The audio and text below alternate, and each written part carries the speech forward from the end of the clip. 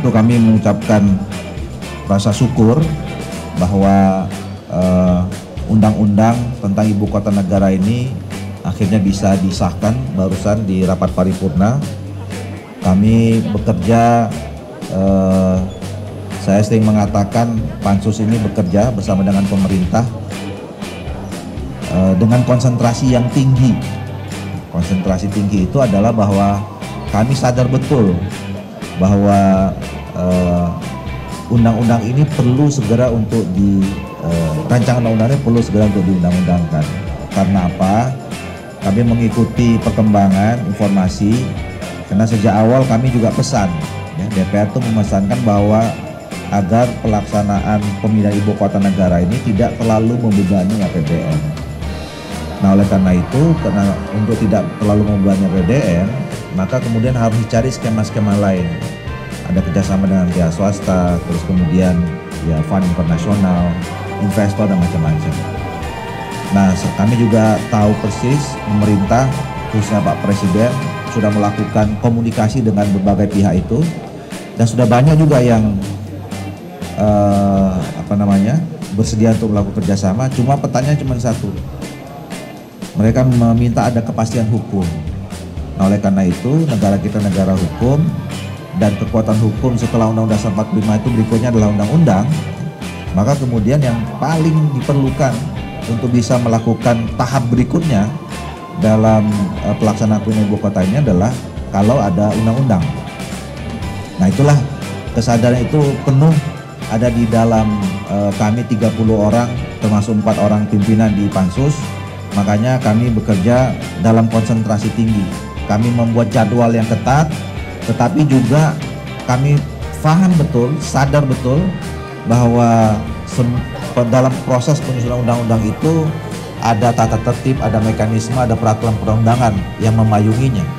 Jadi kami selalu memegang teguh agar undang-undang ini bisa memenuhi syarat formil dan syarat material. Jadi kami tidak berhenti siang malam, Sabtu Minggu juga, kemudian masa reses juga kami pakai untuk melaksanakan seluruh agenda yang sudah kami tetapkan di awal dalam penyusunan rancangan undang-undang ini. Itu yang pertama. Yang kedua, kami juga perlu jelaskan bahwa undang-undang ibu kota negara ini adalah baru langkah awal sekali, ya. Jadi dia merupakan kodifikasi atau implementasi konsensus kita semua, ya. Konsensus bahwa kita ingin pindah ibu kota negara. Kenapa kita ingin pindah ibu kota negara? Pertama, isu pemindahan ibu kota negara ini adalah bukan isu yang baru, ya. Mulai zaman Pak Soekarno, kemudian Pak Harto, Presiden Soeharto, Presiden Soekarno itu sudah pernah melontarkan gagasan pindah ibu kota. Tapi kita baru mencoba berupaya kembali pada zamannya Presiden Pak Jokowi ini. Artinya ketika kita bicara tentang pemindahan ibu kota itu sama dengan kita bicara tentang visi dan masa depan Indonesia, ya. Karena kita ingin membangun pusat atau epicentrum magnet-magnet baru pertumbuhan pemerataan pembangunan Indonesia. Jadi kalau selama ini magnetnya bisa cuma hanya Jakarta, Jawa gitu ya. Sementara pertumbuhan penduduk kita juga semakin hari semakin besar, Jakarta dan Jawa tidak akan bisa menampung pertumbuhan ekonomi itu kalau pusatnya hanya semua di Jakarta. Nah, oleh karena itu kita ingin membagi, ya.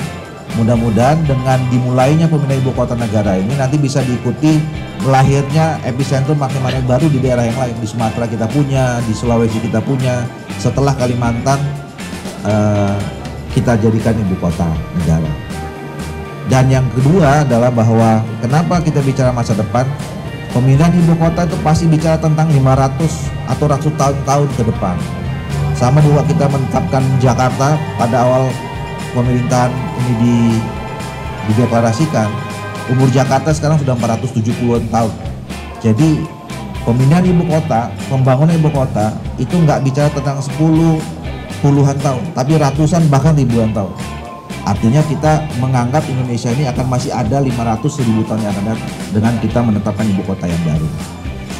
Nah, oleh karena itu yang paling penting adalah tentu PR-nya masih banyak Bapak Ibu sekalian. Setelah undang-undang ini ada, dalam konteks peraturan perundangan ada perintah undang-undang itu ada peraturan pemerintah, peraturan presiden yang mengatur lebih teknis lagi, ya, terutama tentang rencana hidup atau master plan, yang itu nanti akan dibicarakan detail. Kalau ada perubahan pokok itu ada pendahuluan, visi, misi, kemudian prinsip dasar, indikator kinerja dan segala macam itu, termasuk skema pembiayaan, itu harus dibicarakan antara pemerintah dengan DPR.